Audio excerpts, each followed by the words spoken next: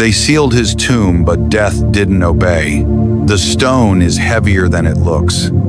It scrapes against rock with a sound that lingers longer than it should, low, final, unmistakable. Roman hands press it into place. Not hurried, not angry, methodical. The kind of movement used when something must not happen again. Wax is melted, a seal is pressed.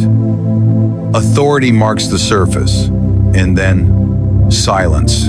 Behind the stone lies a body wrapped in linen. No breath, no movement, no protest. Just the stillness of death doing what death has always done. For a moment, it feels finished. The soldiers step back. The chief priests nod. The threat has been contained. The teacher who unsettled crowds, overturned tables, and spoke of a kingdom not of this world, now rests behind cold stone and Roman law. The tomb is sealed, but the ground beneath it does not know how to be still. Night settles over Jerusalem, thick and uneasy. The city exhales, lamps dim, doors close. Somewhere a mother weeps. Somewhere else, a disciple cannot sleep. Somewhere in the dark, hope flickers dangerously close to extinction. The Sabbath passes in quiet restraint. No miracles, no voices, no signs, only waiting. This is the part of the story we often rush past, the long pause where nothing happens and everything feels lost. The space where faith has no evidence to lean on, where memory clashes with reality, where promises feel distant and the stone feels permanent. They had heard him say it, "Destroy this temple, and in 3 days I will raise it up." But death has a way of making words sound naive. The disciples are scattered now, doors locked, voices lowered. Fear sits with them like an unwanted guest. They replay the cross in fragments, the nails, the cry, the sudden darkness.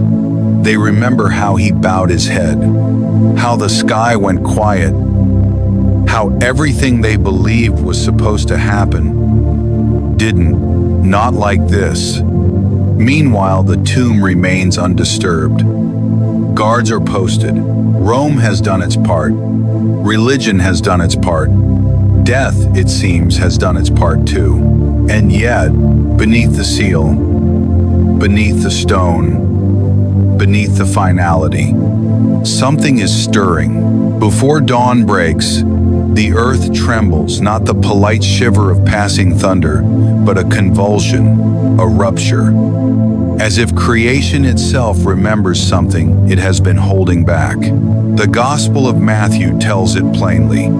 There was a great earthquake, for an angel of the Lord descended from heaven and came and rolled back the stone and sat on it, not to let Jesus out, but to let the world see in. Light cuts through the darkness, sharp and uninvited.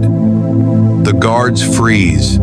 Trained men, hardened by war, undone by glory, their strength abandons them. They fall like dead men beside a tomb that is suddenly not what it was.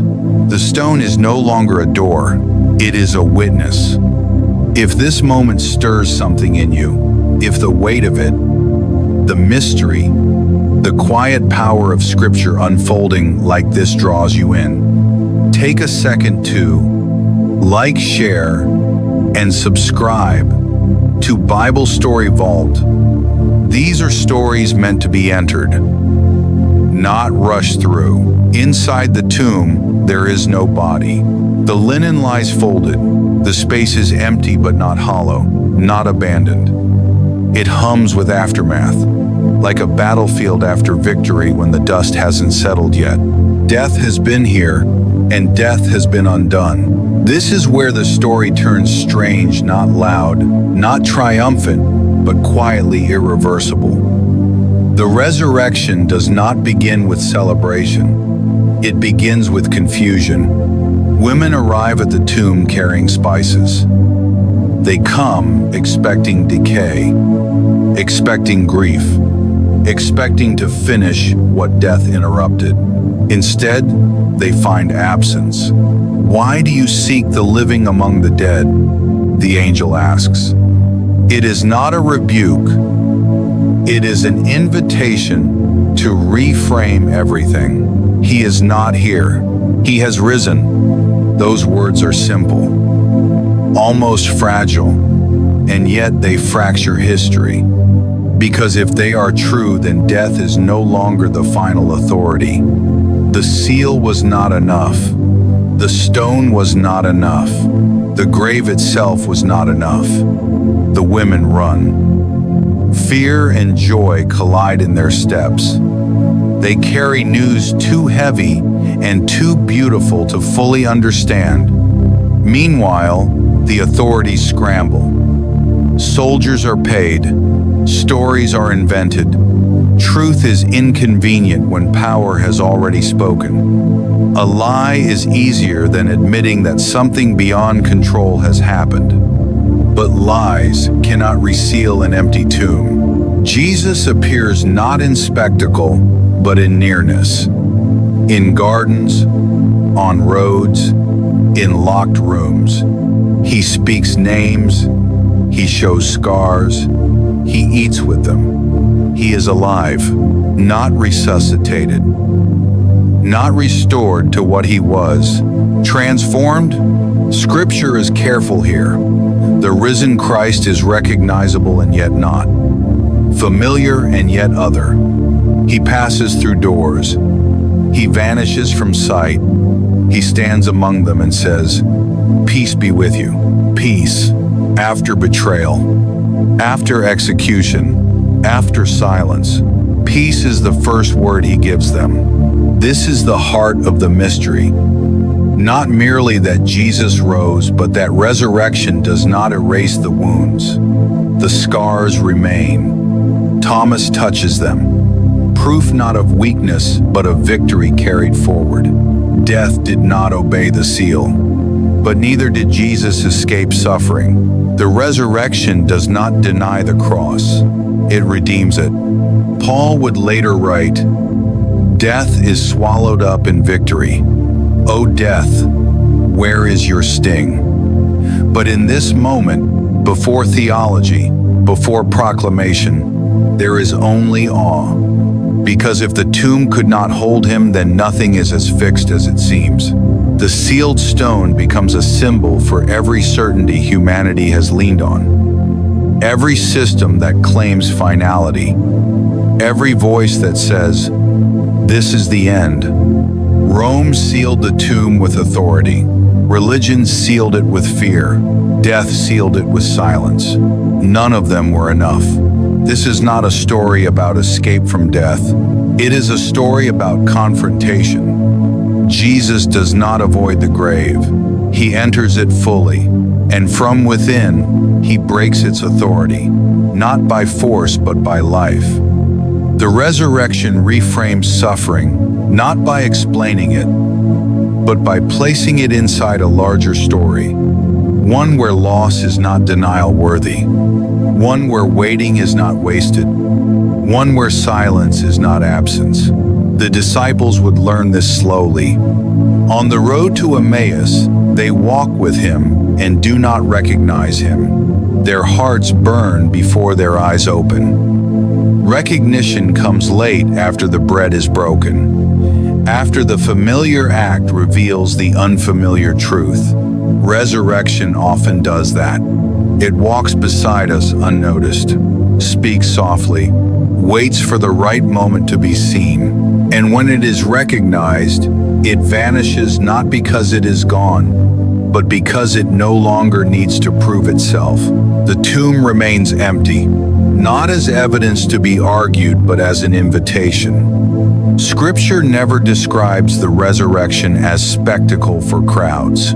It is given to witnesses, to those willing to follow, to doubt, to touch, to listen. Faith is not forced. The seal is broken. The stone is rolled away. But belief still requires a step into the story. That is where the power lingers, not in the earthquake, not in the angel's appearance, but in the quiet realization that death's authority has limits. And those limits have been exposed. The resurrection does not rush us past grief. Jesus weeps with Mary before revealing himself. He allows the ache to breathe before transforming it. He does not shame Thomas for doubt. He meets it. The risen Christ carries patience, which means the empty tomb is not a demand. It is a doorway into a life where endings are no longer final, where waiting is not wasted, where sealed spaces may be precisely where God is working unseen. They sealed his tomb, but death did not obey, and because of that, the world has never been the same. Not louder, not easier, but open to hope that survives silence, open to faith that breathes even when sealed in darkness, open to a future where the stone is never the last word. The story ends quietly, not with ascension, thunder, or global recognition, but with presence, with a promise to remain, with a command not to fear, and an empty tomb that still speaks.